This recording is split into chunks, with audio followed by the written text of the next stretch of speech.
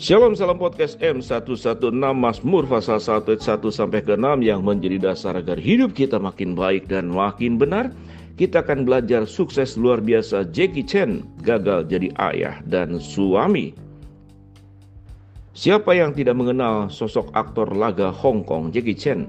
Kesuksesan karirnya membawa bintang 64 tahun ini memiliki kekayaan yang luar biasa. Meski begitu, ia mengakui kalau merupakan sosok ayah sekaligus suami yang gagal. Dikenal sebagai sosok orang baik pada kru maupun orang terdekatnya, Jackie Chan bukan orang yang hangat pada Joan Lim istrinya dan Jessie Chan putra tunggalnya. Aku bukan ayah yang baik maupun suami yang baik, tapi aku tetap melakukan kewajibanku pada anak dan istriku, ungkap Jackie Chan lewat buku biografinya yang berjudul Never Grow Up. Kekuatan selanjutnya, bersikap kasar pada istri. Jessie Chan, Joan Lim.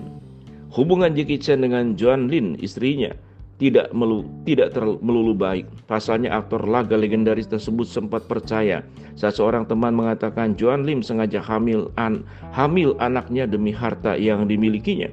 Karena hal itu, Jackie Chan bersikap tidak baik pada Joan Lim. Bahkan meski istrinya hamil hingga akan melahirkan, sang aktor tidak pernah menemaninya dan justru memilih untuk sibuk syuting. 2. Selingkuh. Bahkan meski menyebut Joan Lim adalah wanita yang dicintainya, Jackie Chan bahkan sempat melakukan perselingkuhan dengan Elaine Ng. Hubungan gelap mereka diketahui publik tahun 1999 yang membuat sang aktor melakukan preskon untuk meminta maaf.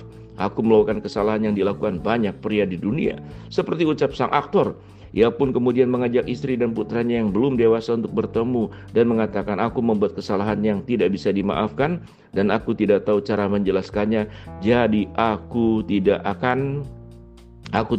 Saat itu Joan Lim langsung menangis dan Jessie Chan menatapnya dengan tajam. Meski begitu, Jackie Chan bersyukur keluarganya memaafkan. 3. Tidak akui anak sendiri. Dari hasil perselingkuhannya dengan Elaine Ng, Jackie Chan memiliki seorang anak yang bernama Eta Ng. Meski begitu, Jackie Chan sama sekali tidak pernah bertemu dengan putrinya ini. Elaine ia juga mengklaim kalau Jackie Chan sama sekali tidak pernah memberikan nafkah untuk putrinya.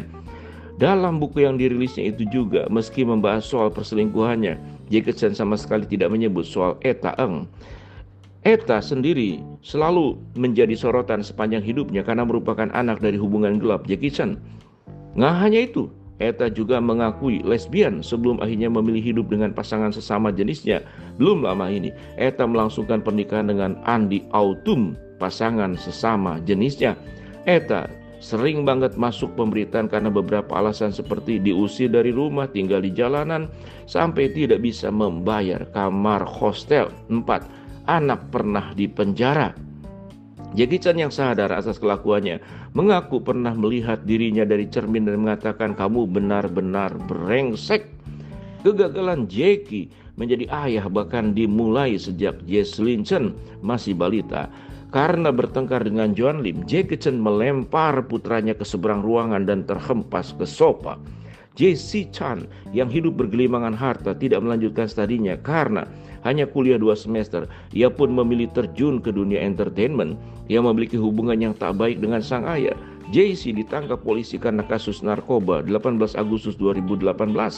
Setelah kasus tersebut diungkapkan, hubungan keduanya jadi membaik. Setelah bebas 13 Februari 2015, Jessie Chan memilih hidup dengan ibunya di Taipei. Ia juga sengaja hidup tanpa sorotan dan kemanapun pergi memilih memakai masker. Namun belakangan Jessie sudah kembali ke dunia entertainment untuk melanjutkan karirnya. Sampai di sini, sahabat podcast M116, tragis. Sebuah kesuksesan bintang laga yang luar biasa tidak hanya dimiliki di Hong Kong, di China, tapi ini mendunia. Bahkan kemudian itu dikenal sampai kepada generasi-generasi yang berikut. Namun rumah tangganya gagal. Artinya, sahabat podcast M116, menjalani hidup untuk mencapai prestasi itu tidak mudah dan sulit. Tapi menjalin hidup untuk seimbang dan benar itu jauh lebih sulit. Karena sewaktu kita konsentrasi ke satu hal, kita bisa melupakan yang lain dan tidak punya waktu, khususnya hubungan dengan keluarga, dengan cara berkualitas. Apa pelajaran yang kita dapat, sahabat podcast M116? Pertama, hidup itu harus benar. Yang kedua, hidup harus seimbang. Dan hidup tatkala setiap pilihan, keputusan yang diambil perlu memikirkan dampaknya. Dan setiap hidup kita harus kita bawa ke dalam kebenaran firman Allah. Apakah yang saya lakukan benar untuk Tuhan atau untuk diri sendiri? Seseorang yang hidup untuk Tuhan, dia pasti akan melakukan hal yang terbaik untuk orang-orang di sekitarnya, untuk keluarganya, untuk karirnya. Tetapi semuanya itu perlu dijalani, dihidupi dengan cara yang benar dan bijak. Shalom, salam podcast M116.